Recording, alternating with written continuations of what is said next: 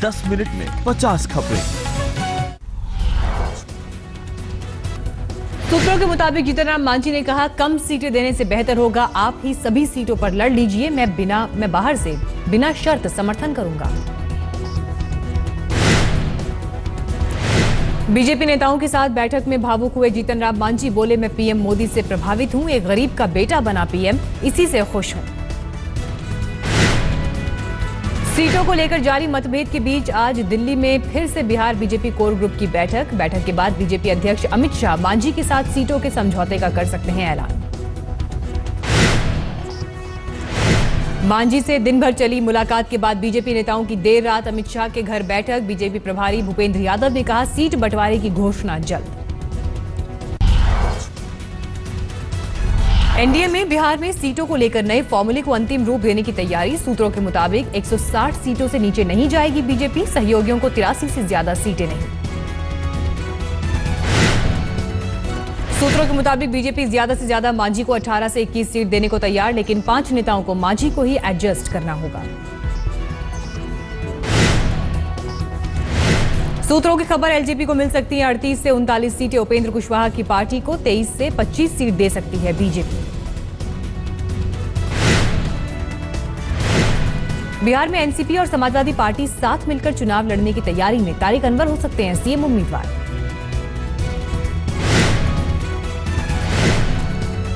शिवसेना भी बिहार के सियासी घमासान में दिखाएगी दम। 50 सीटों पर चुनाव लड़ने की तैयारी। संजय राउत ने कहा, बिहार में उम्मीदवारों की लिस्ट तैयार, 50 सीटों पर चुनाव लड़ने की बात की।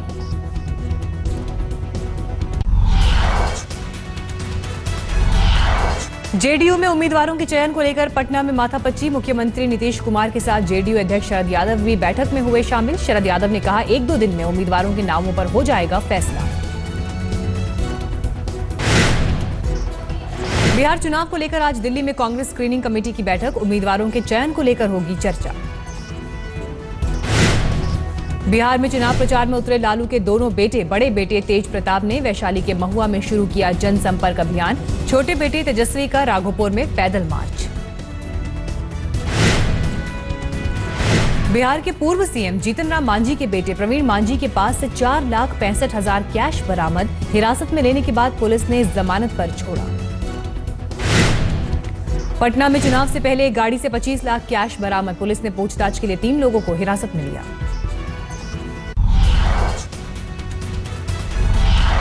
झाबुआ में हुए धमाके में मारे गए मृतकों के परिजनों को मिलेगा 10 लाख का मुआवजा। शिवराज सरकार ने किया ऐलान। मुख्य आरोपी की सूचना देने वाले को मिलेगा 1 लाख रुपए का इनाम।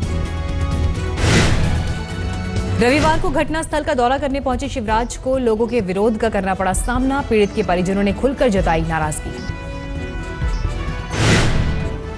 पश्चिम बंगाल में टीएमसी नेता अनुव्रत मंडल की बदजुबानी। आंख दिखाने पर विरोधी सीपीआईएम नेताओं की आंख निकाल लेने की दी धमकी। योगेंद्र यादव ने आम आदमी पार्टी के निलंबित सांसद धर्मवीर गांधी और हरिंदर सिंह खालसा की तारीफ की। कहा, दोनों ने सच्चाई के लिए आवाज उठाई। पुणे में एफटीआई के छात्रों के अनशन का आज 5वां दिन। तबीयत बिगड़ने पर एक और छात्र को अस्पताल में कराया गया भर्ती।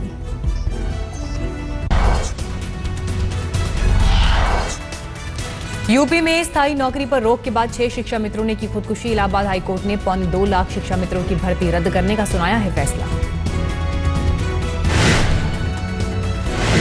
यूपी के शिक्षा मंत्री राम गोविंद चौधरी ने सभी शिक्षा मित्रों से संयम बरतने की अपील की। कहा, जरूरत पड़ी तो सुप्रीम कोर्ट में देंगे फैसले को चुनौती। हाल के दिनों में हुए रेल हादसों से चिंतित रेल मंत्री ने 15 सितंबर को बुलाई इमरजेंसी मीटिंग। सभी 17 जोनल के जीएम बैठक में लेंगे हिस्सा। बैठक में हादसों से निपटने के लिए एक्शन प्लान पर होगी चर्चा।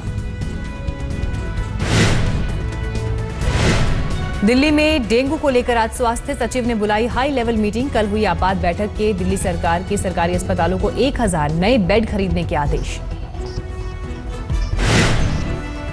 रविवार को दिल्ली के स्वास्थ्य मंत्री सत्येंद्र जैन ने राजधानी में एक अस्पताल का किया दौरा। कहा, जरूरत पड़ी तो डॉक्टर्स के कमरे में भी लगेगा मरीजों का बेड।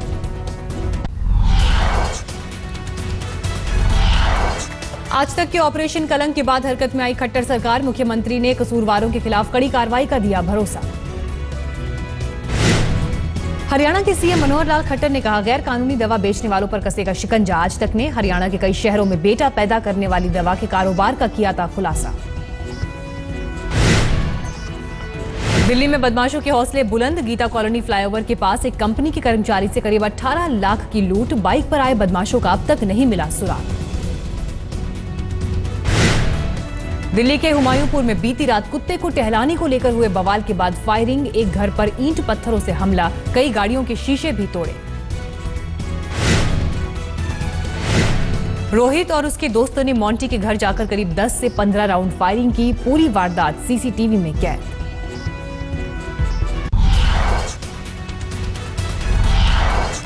दिल्ली के डाबरी में रोड रेज की सनसनीखेज वारदात। 2 युवकों ने सरकारी वकील और उसके परिवार की जमकर की पिटाई।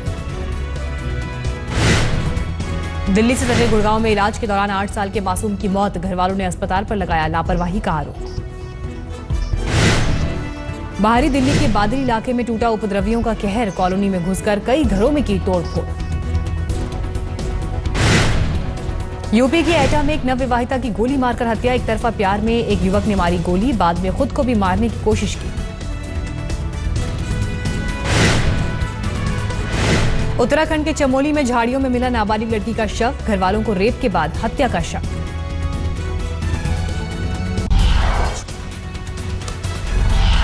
यूपी के शाहजहांपुर में एक मोबाइल टावर में आग लगने से अफरा तफरी। 1 घंटे की कड़ी मशक्कत के बाद आग पर पाया गया काबू। यूपी के आजमगढ़ में कर्ज से परेशान किसान ने अपने परिवार के साथ की खुदकुशी की कोशिश। सभी जिला अस्पताल में भर्ती। सूखे के चलते बर्बाद हो गई थी फसल। मध्य प्रदेश के छिंदवाड़ा में हर साल परंपरा के नाम पर खूनी खेल। गुटमारे मेले में इस बार 450 लोगों के घायल होने की खबर। घायलों में 24 लोगों की हालत गंभीर।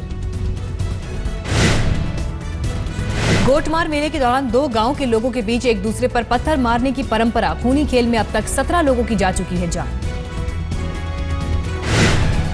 पश्चिम बंगाल के जलपाईगुड़ी में अचानक बाइक के सामने आया हाथी। बाइक पर सवार 2 लोग जान बचाने में रहे कामयाब।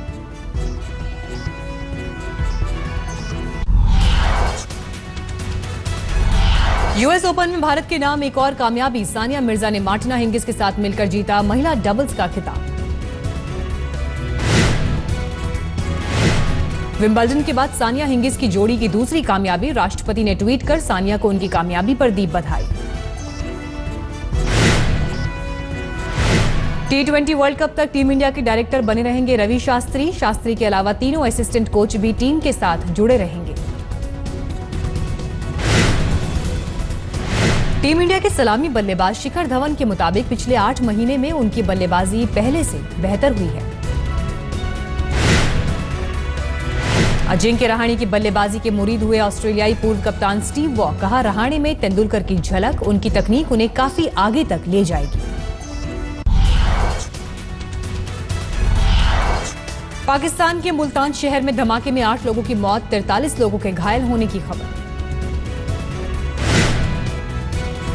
पुलिस के मुताबिक विस्फोटक से लदी बाइक का रिक्शे से टकराकर धमाका। पास खड़े कई वाहनों और इमारतों को भी नुकसान।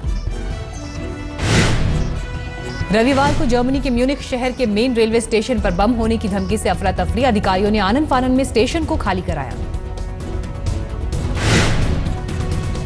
चिली में 1973 में हुए तख्ता पलट की बरसी पर पुलिस और प्रदर्शनकारियों के बीच हिंसक झड़प। पुलिस ने कई लोगों को हिरासत में लिया। अमेरिका के कैलिफोर्निया के जंगलों में लगी आग ने लिया भयावह रूप। हजारों लोगों को सुरक्षित ठिकानों पर भेजा गया।